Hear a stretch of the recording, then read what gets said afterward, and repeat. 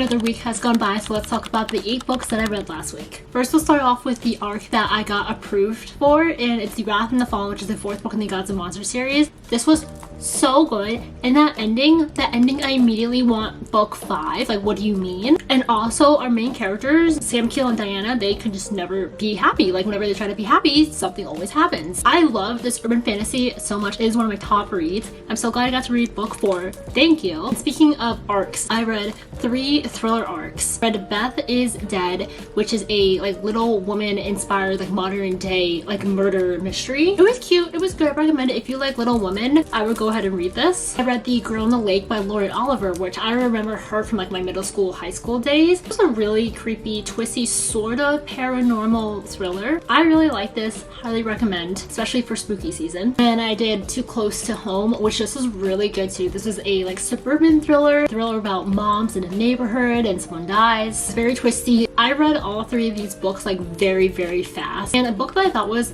a thriller, but like it's not really, is called The Scammer. And it's about Jordan. She goes to college at an HBCU campus, and her roommate's brother, who's an ex-convict, comes and like moves into her dorm with her and her friends and basically like tries to convert everybody into a cult. It just wasn't really my vibe. What was my vibe is I freaking loved Mate. I absolutely love Bride, and I was very excited for this. The only thing is, I don't remember in Bride about like how cringy the dialogue is. Like all these authors are trying to like infuse these like Gen Z, Gen Alpha terms into their books, like in their modern fantasy worlds and stuff like this. It throws me off and it makes me cringe so hard. Otherwise, this was 4 stars. I listened to Shadow of the Gods, and I'm currently listening to and reading Hunger of the Gods, and this has been really good. It was like slow to start with, and Norse mythology like is not my favorite because I have a terrible time pronouncing these names, and I like don't understand the god of whoever, and like I don't understand like Norse mythology that much. It's like just not as easy as Greek mythology. I like Orca the best because she is a mother. I read Flamefall, which is the 2nd book to Fireborn. This is great if you like YA, fantasy, dragons, and politics. It's pretty solid. I'm having a good time with it, and I will be going on to the 3rd book here, hopefully too. That was a wrap up of everything I read last week.